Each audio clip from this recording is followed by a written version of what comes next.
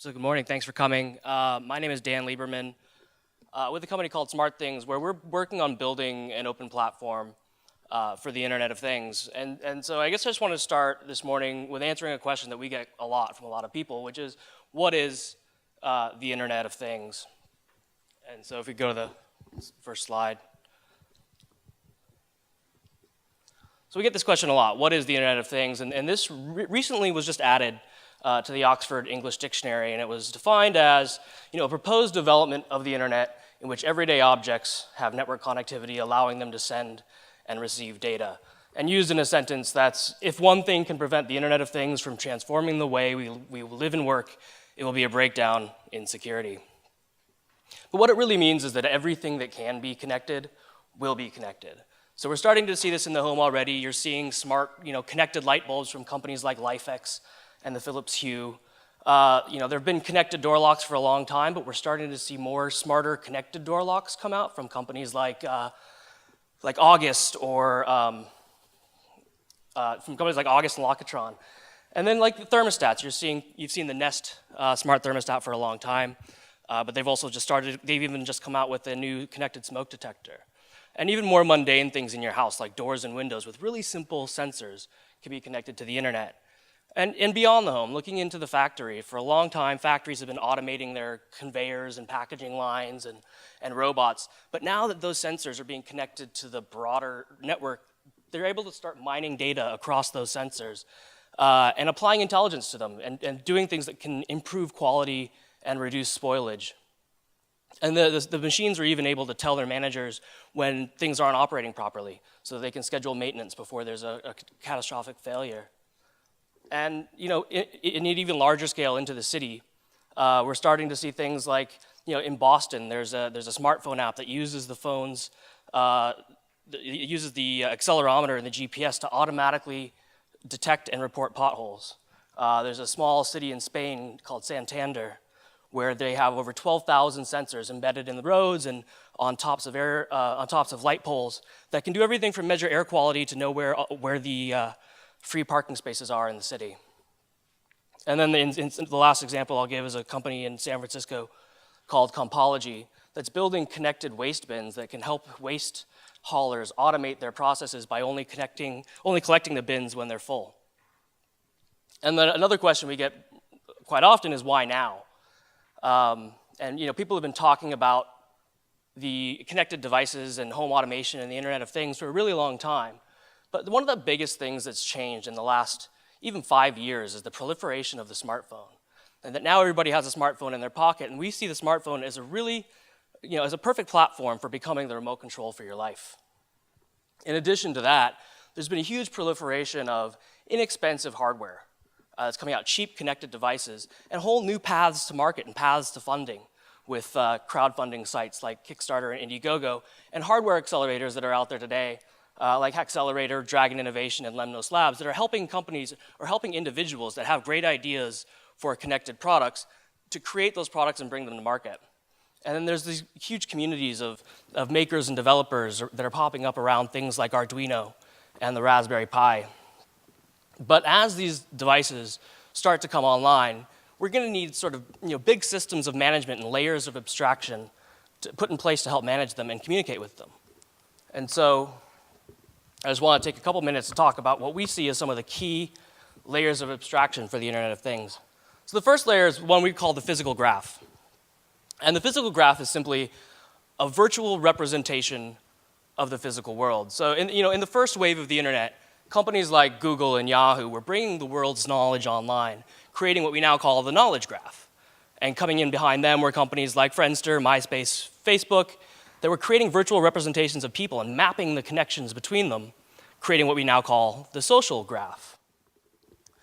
And now as all of these everyday objects are starting to come online, we're creating the physical graph. And so what the physical graph means in this virtual representation is that when I interact with a physical object in the real world, its representation changes in the virtual world. So it reflects those changes. And vice versa, when you interact with an object in the virtual world, those changes are then reflected in the physical world. And the physical graph then abstracts away a lot of that low-level connectivity so that as a developer, I might not need to know how to talk directly to a device, just that I want to talk to it and tell it what to do. And what it does is it makes the world programmable, and not just by firmware engineers. A lot of this has been, in the domain of very technical firmware engineers for a long time. And with the layers of abstraction, like the physical graph, we're able to open that up to other people. And the physical graph is intended to make things easy, right? So again, you don't need to know all of the underlying complexities in order to have a conversation with a device. The second layer is security and privacy, and this is really important, especially when you start talking about devices that manage physical access like a door lock. Right, but even beyond that, all of the sensors and the devices that we have in our lives are generating an awful lot of data about us, whether we're home or not, how we're interacting with our devices, are our doors locked or not. And so for people to be really comfortable with the Internet of Things, and for the Internet of Things as a construct to really take off, we need to be really cognizant of security. But security can also be a feature, and this is, one example is keys, right? With a physical key, anybody who has access to that key can lock and unlock your door and enter your home. But with the virtual key, that key can be programmed to expire, it can be revoked, it can be programmed to only work on certain days or for certain people. So as we start to build out these platforms, this is an area that we're spending an awful lot of focus on to make sure that we're doing the right things so that people can be comfortable with how their data is accessed and how their devices are used. The third layer is one we call visibility and control. And from an end user's perspective, that's being able to look at my phone at a glance and understand the status of the things in my life. Are my doors locked? Are my lights on?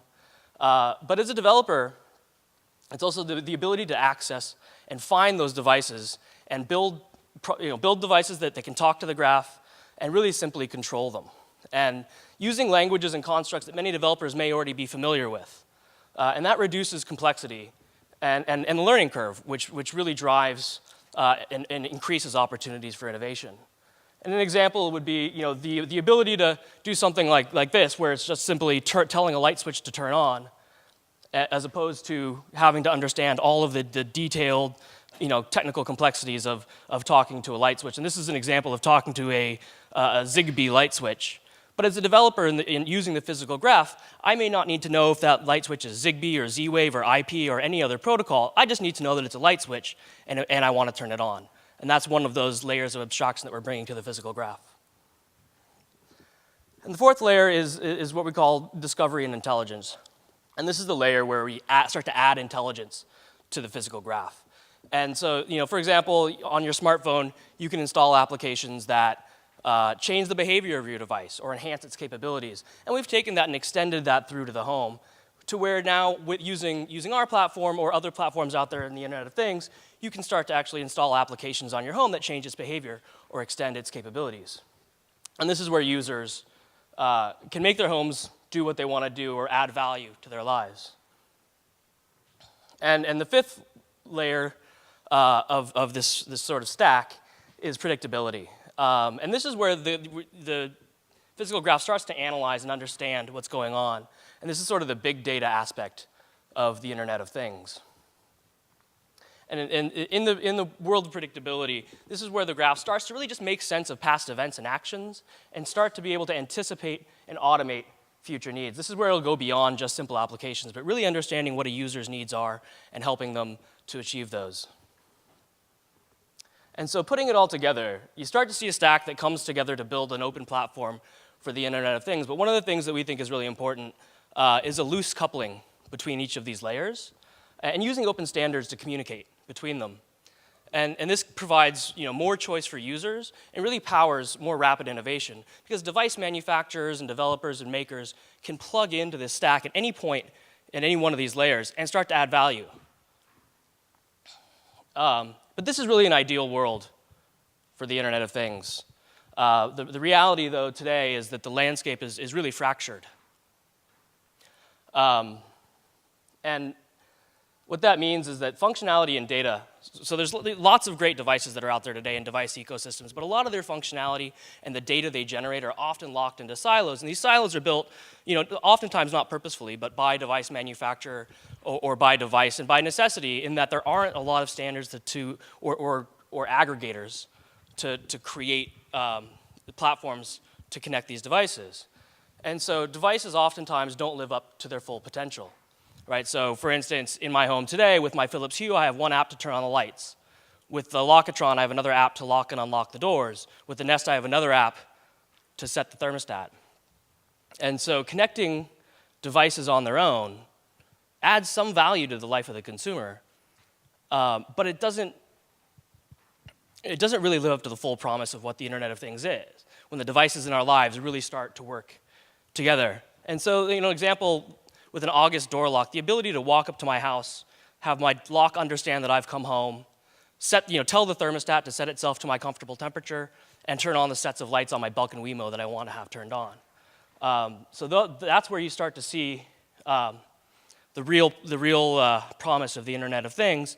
And there's platforms that are starting to come out, right? So SmartThings, our platform. There's other platforms like Xively and ThingWorks that are starting to cut across some of those silos, but really just to solve their own specific problems.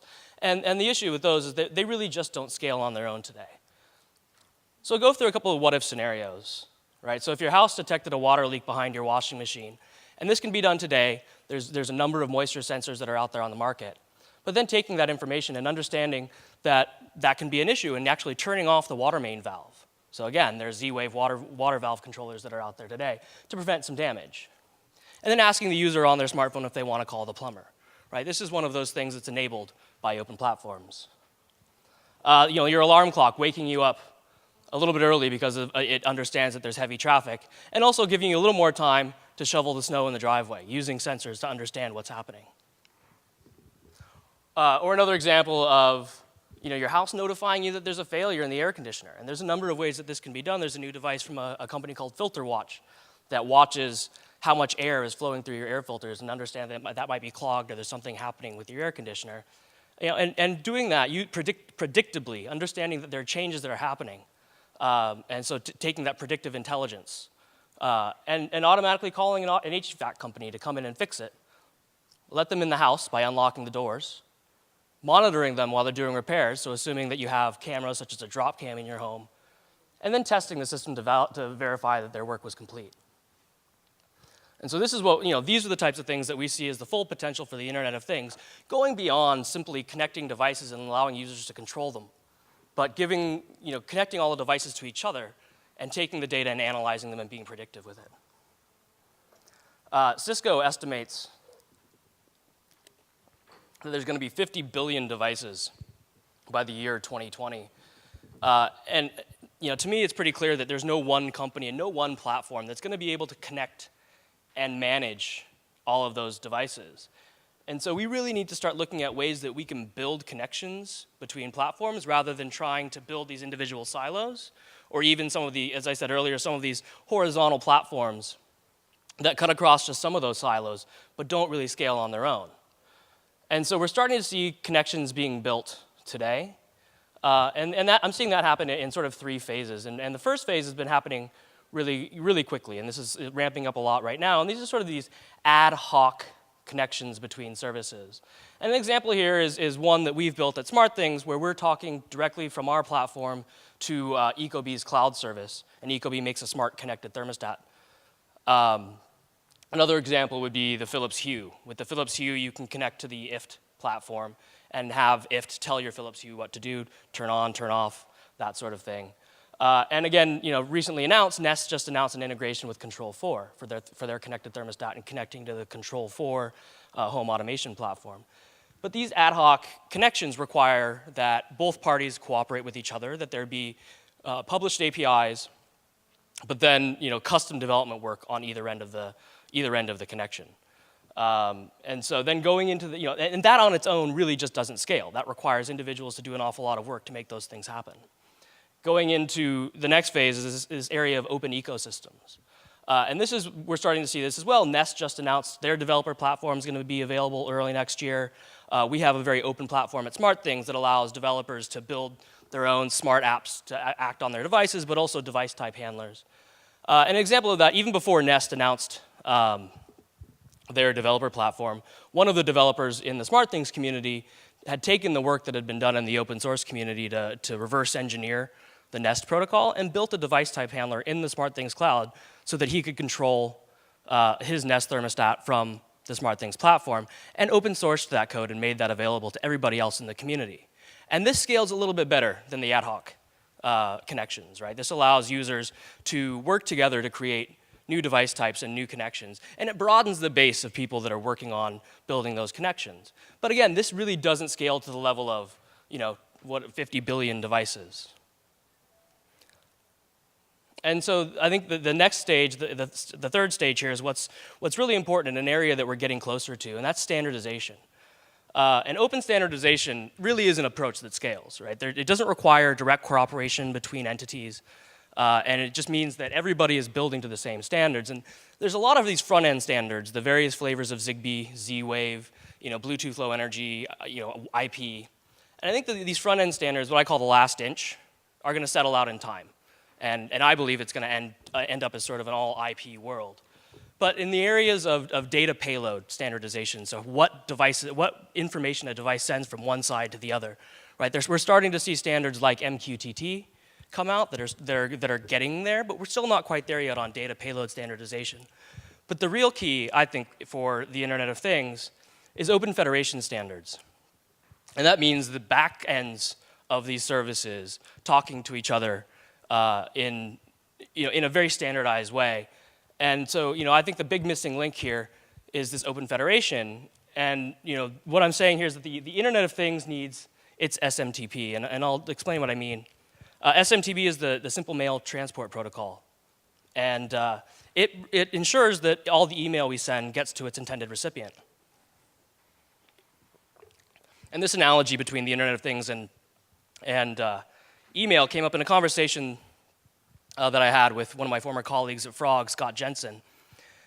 And he noted that, in the early 90s, the commercial service providers, the AOLs, the Prodigies, and the CompuServes, used to actually compete on how many users you could email, right? There used to be, in the early 90s, these advertisements for, if you join AOL, you can email 90 million other people.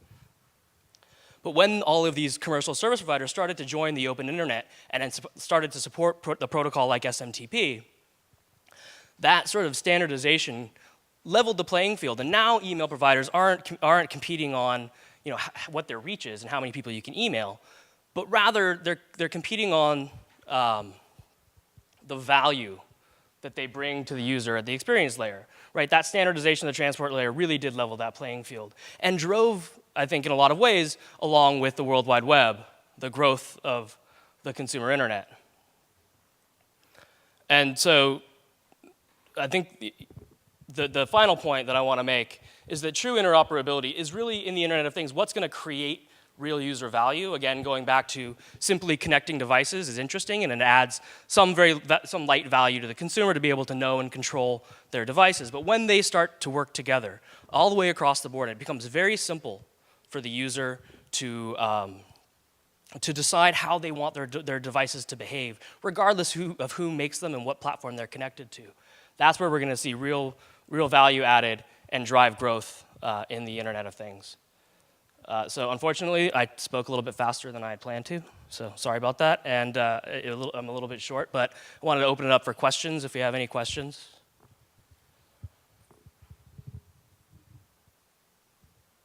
Do you think this is just, I mean, hearing big companies talk about companies that don't work in this space now are all like tangentially like Staples. Doesn't Staples have a huge like smart home initiative now? Right. So.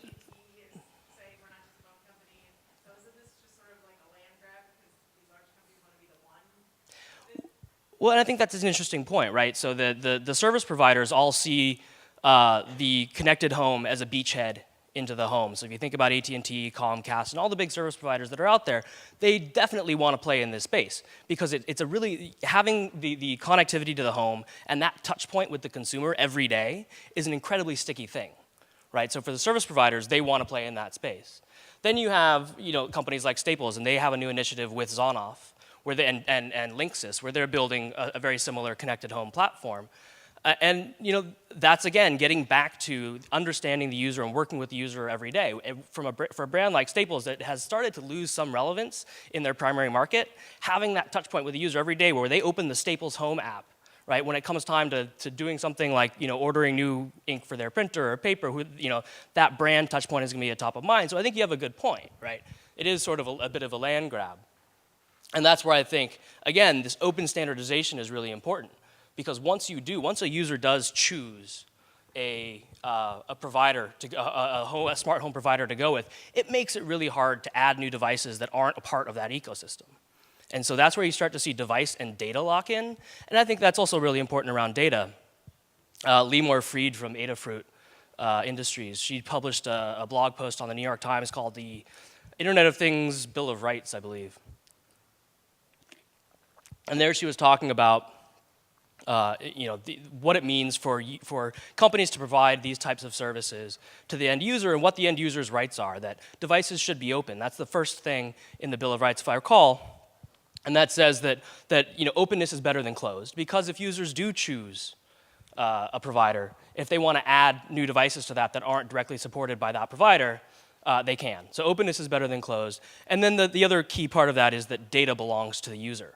And this is another question that's coming up with a lot of these different services. With AT&T Digital Life, I don't know what their policies are, but can you get your data out of that service? Can you get all of that data that's generated? And we on our platform today, we see something like, I think it's 1,250 messages per device in the home. And I don't have that many devices in my house right now because I just moved and we're starting to add things now. But our CTO has 132 devices, connected devices throughout his home, and that's light switches, door locks, door and window sensors, and that sort of electrical outlets. And so at 132 devices by 1,250 messages per device, that's a lot of data that's being generated. And can you get that device out? Can you analyze it on your own? Right, those are a lot of the questions that are being created by this sort of new platform, and this is where I think the whole idea of open standardization, will drive that market, so that people don't have to worry about, okay, I went with Comcast now, and now I want to switch to AT&T. What do I lose? If we could just have questions through this mic, or if you could just repeat the questions for the recording. Thanks. Sure. Are there any other questions?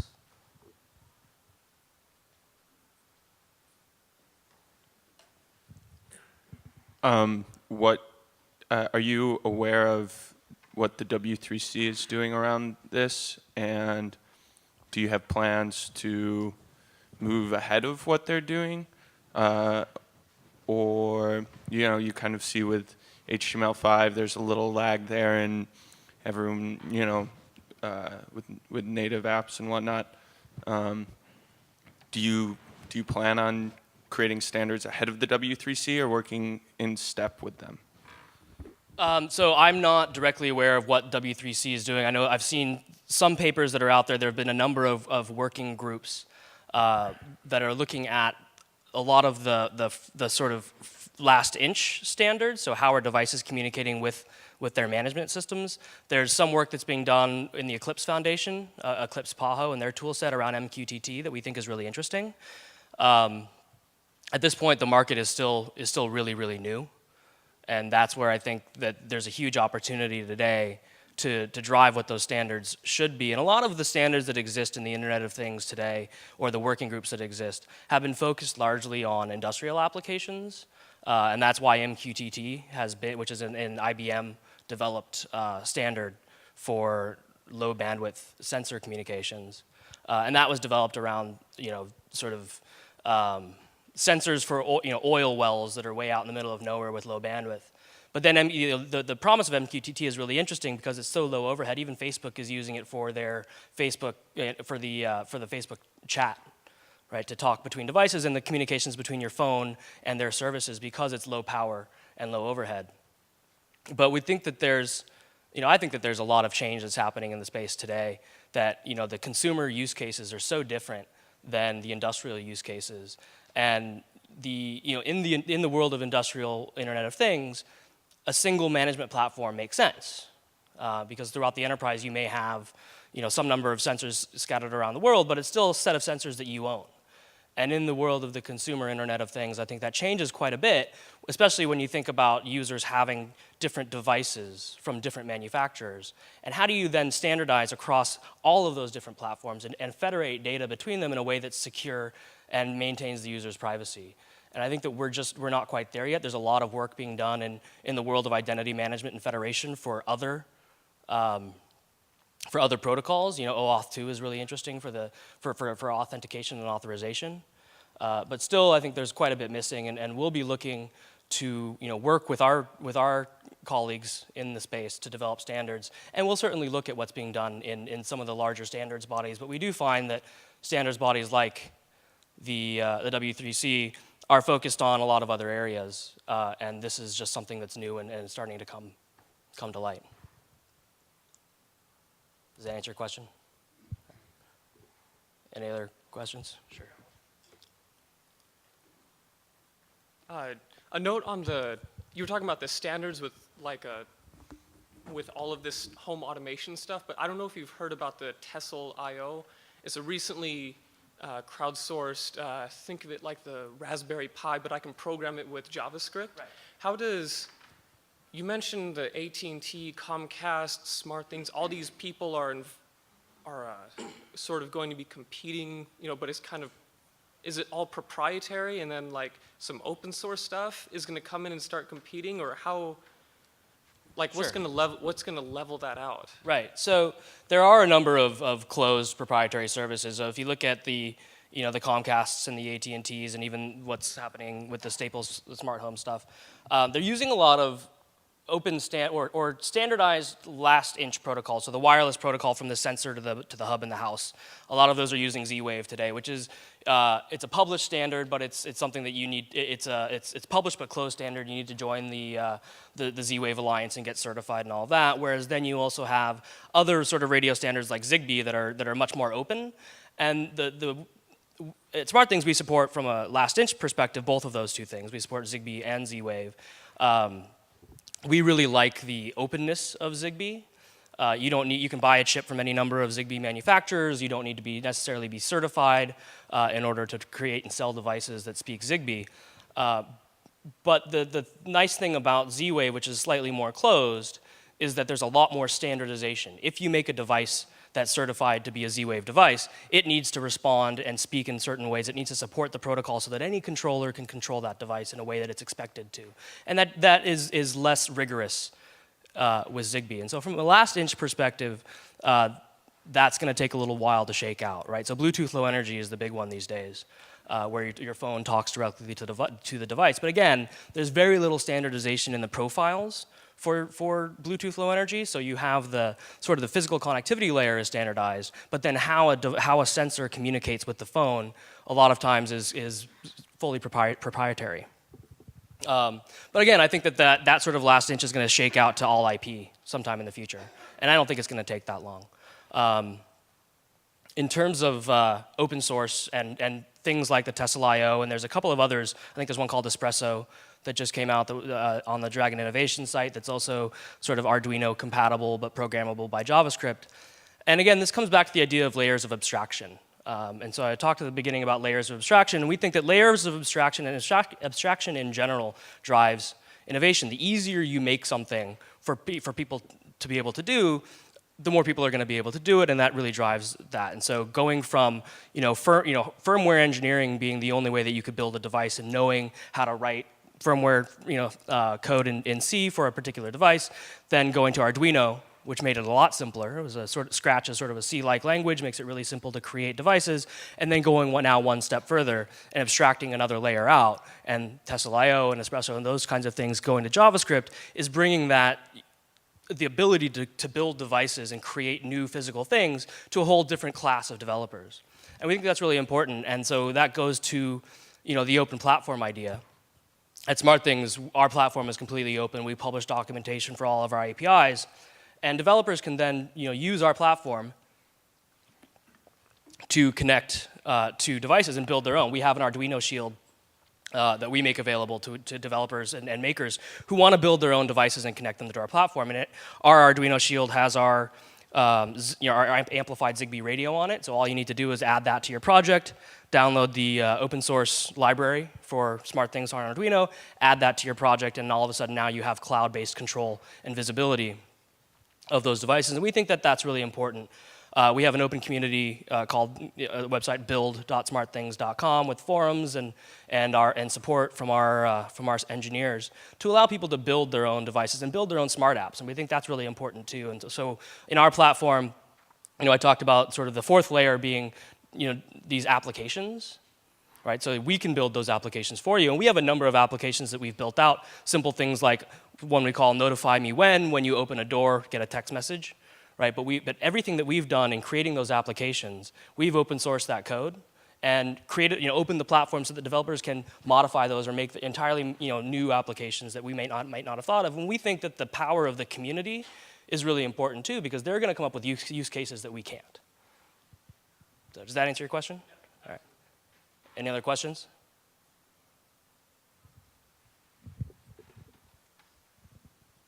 No, I'm all about this. I want my Jetsons house. It'd be amazing. Right. But I got to ask the hard question here, and I'm on your side. You're saying all we've got to do is wait for all these huge players, Comcasts, Microsofts, Sonys, maybe some Apples. Right. All we got to do is ask them to play nice, and they're going to build this beautiful open ecosystem, and then we can just, have our amazing houses. How is that actually going to happen? Why is any big company going to want to play ball? No, I think that's a really good question too, right? And especially in a market like this, where there's huge potential, and everybody wants a piece of it, as somebody noted earlier. How do you convince people to play nice? And that's the same question that was sort of asked and answered with the World Wide Web, and then into I was early at Real Networks where we started to build streaming video, and we had sort of the same problem. Everyone wanted to do video, and you had Real Networks and Microsoft and Zing and a number of others that were creating proprietary solutions. And then it was when somebody came out, Adobe came out and made it really easy to do video on the web, and that you started to see a lot of those players start to come together and say, okay, well, we need to work together so that we can all support open standards. That levels that playing field for our users, right? So the World Wide Web was a very similar thing. A lot of competing standards for a long time, and it was the community and the users essentially, I think, and developers that said we need standards, right? If you built websites if you built websites in the late '90s and you were doing IE and Netscape and all trying to support all of the different browsers, right? There was a huge upswell from the community to say we want standardization, and that's where organizations like the W3C really started to come together around rich application interfaces, right? So then you had Flash and HTML5 competing against each other, and you start to see where the standardized platforms start to win out because it provides additional choice and power to the end user. And that's really going to be where the value comes in. The users are going to be the people who are going to decide where they're going to go, where they're going to spend their money, and whose products they're going to buy. And we think that the open approach is going to provide users with most of what they want, and that will drive the organizations that are building devices and building platforms to want to work together to support the end user. Does that answer your question? I want to believe. So do I. Yeah. And I think it's a really hard road, right? I mean, at SmartThings, we're a small company. We're 40 people, and we've been around for about a year and a half. And we started our journey, crowdfunding through Kickstarter. About a year ago, we completed that campaign. And we saw in that Kickstarter campaign, we had, I think, about 6,000 backers. We were looking to raise a simple, 150 grand just to get an idea of who would be interested in this. And we raised 1.2 million with 6,000 backers, and it really surprised us as an organization that there was that much interest in the Internet of Things and home automation.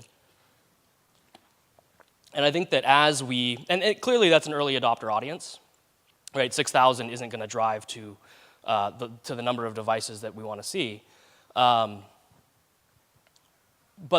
as consumers start to feel more comfortable, and again, this goes back to the idea that there's an awful lot of data generated, and people are still really sort of leery of the whole idea because of all the information that is being generated about them, and how do they know that that's secure. I think that's going to be a big turning point, is being able to show that safety and security. And I think the openness also, the idea around my data belonging to me, and I being allowed to back up that data and being allowed to choose who I share that data with, is another reason that consumers are going to vote for openness. because they're going to want to know everything about that data that's collected about them. And again, like you said, I want to believe, and we think that is the way that things are going to go. We're placing a bet there. As a company, we're going the open route because we believe that that's what will really create value for the user. And we're hoping that others will do that as well. And it's a bet that we're placing, and seeing the market and seeing everything that's happened sort of up to this point around other industries that are sort of analogs to this. We think that that's going to happen. Any other questions? Could you tell us a little more about SmartThings, the business? So the question is a little bit more about SmartThings, the business. As I said, we're about a year and a half old, about 37 people, headquartered in Washington, D.C., with our primary engineering facility in Minneapolis. I just happen to be here in Seattle and didn't want to move. So I'm the only person here.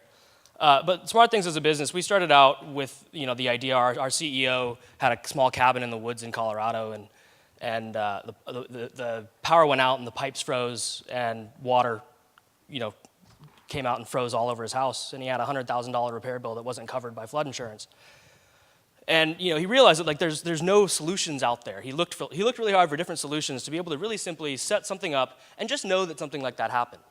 And so through trial and error and working with a number of our founders, they built a system to do that. And what they built was an Arduino-based hub that had a Zigbee radio on it and a couple of small off-the-shelf sensors Zigbee sensors that they bought. And then they started to realize that just connecting those sensors and telling you that that happened, like with a rule of some sort, wasn't enough. But they saw a huge potential in this idea of applications and users being able to, just like on a smartphone, install an application on their home. And that's where sort of the SmartThings platform was built. And our founding team, and the founding tech team, is a very sort of has a background in a lot of platforms and open source. And so they wanted to build a cloud platform in an open source, in an open way. So the platform itself isn't open source, but a lot of our code that we run in the platform is open source, and we encourage our developers to open source a lot of their code. And so that's where that sort of platform was built. And we're at a place now where we've shipped out to all of our Kickstarter backers, plus a number of kits that we're selling on our own site, as well as so at shop.smartthings.com, as well as on Amazon. And so we're starting to ship out there to the mass consumer market. We're working now to really improve the user experience and get to a place where users really are looking sort of at a glance. And we're developing modules for a number of use cases, like just knowing about the doors in your house. So are your doors open? Are they closed? Are they locked? And simply at a glance, on your mobile phone, you'll be able to know that. And so right now we're driving to a place where we want to work with as many device manufacturers and devices as possible. Today we support the Zigbee and Z-Wave protocols. We're working to add LAN, IP connected connectivity. So we have a hub that sits on your LAN, and we're working to talk to other devices like the Philips Hue, for instance, that also lives on your local network, so you can control those light bulbs from the SmartThings platform. And so we're working with as many device manufacturers as we can to bring that sort of unified user experience to as many devices as we can. Do you have any specific questions about the business? Well, I can ramble on more.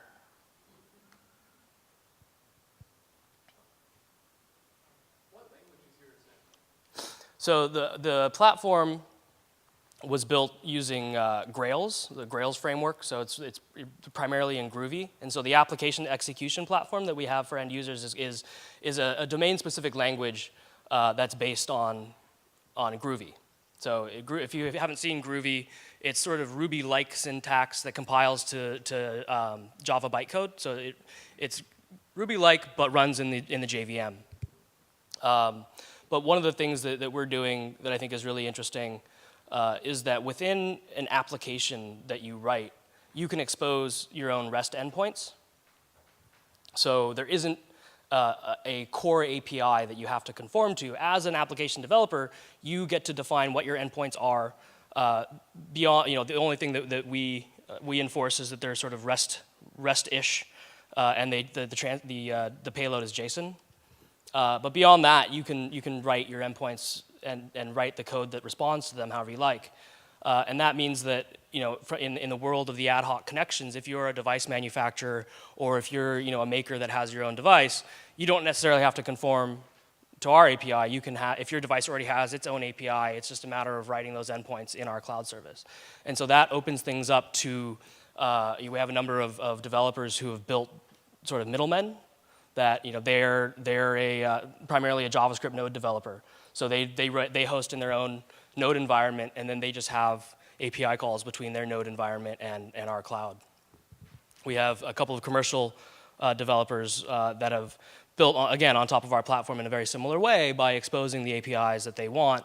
And that API, you can have one-to-one relationship from an endpoint to a command, right? So like hit this endpoint to turn a light switch on, or it can be much more complex.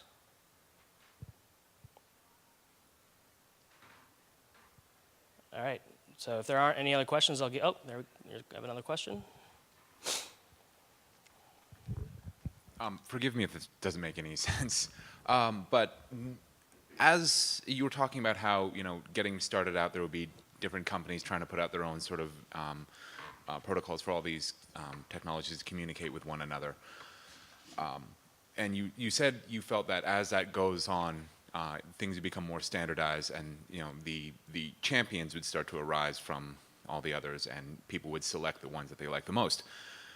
Do you think that there would be a problem where, as this is happening, certain companies would want to stick with other companies or make agreements? So, say Comcast puts out an application that will control your, GE light bulbs and your Maytag refrigerator, but Google puts out another app that controls your Philips light bulbs and whatever else you have. And certain technologies will only communicate with certain applications. And do you think this would be a problem, or do you think all the companies would it would behoove them to be more open with their technology and communication? Right, and I think that I believe that there's room for both. I think the closed solution is from the perspective of the Internet of Things and the idea of home automation, less valuable to the consumer because it locks them into a set of things that exist, and because there are so many different small point solutions, right? You can buy today connected LED light bulbs from probably a dozen different manufacturers that all use different protocols and have different languages to speak to each other, that all talk to different back-end cloud services. And limiting consumers today, you don't see people go out today and buy light bulbs only from one manufacturer. You go out and you find the best deal on a light bulb that you need at the time, and you buy that light bulb and you plug it in. And we want to see the internet. We want to see that space of the Internet of Things, and particularly in the home, be that simple. And it's probably true that there are going to be companies that are going to make alliances like that. But especially as things start to go all IP, and that front end of that sort of last inch is gonna start to be standardized around IP. I think it gets harder to tell a consumer, well, you can only buy this product because we have a deal with that company, not because that there's some technical reason, right? The home automation space has been around for a long time, and it really did start out with very proprietary radio technologies, right? X10 was one of the early ones, and so X10 not being super proprietary, but only interoperating with other X10 devices, but it's a relatively open spec. But also like Insteon, for instance, also having a very proprietary radio technology, a very proprietary communication stack, and you could only use other Insteon products, and that drives the cost of the products up as well, right? Because you have to buy chips from a single vendor and whatever that ends up being. And so the opening of the platforms we think is important because it will drive costs down, right? And that's, in the end, to make this something that consumers will want in their homes, it has to be affordable, right? If you look at some of the more proprietary home automation standards, home automation platforms that are out there today, they cost in the tens to hundreds of thousands of dollars to outfit your home.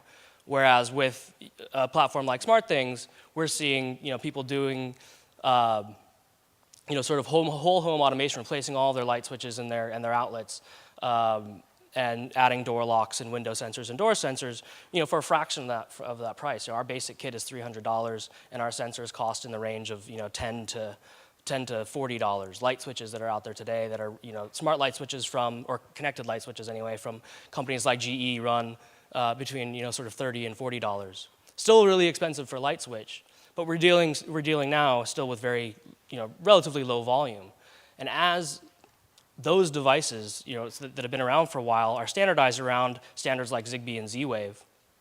As more platforms start to support those same standards, more people are going to want to buy them, and it'll drive the cost down. We think that's really important for consumers as well. All right, so if there aren't any other questions, I'll give you back 15 minutes of your morning. All right, thank you very much.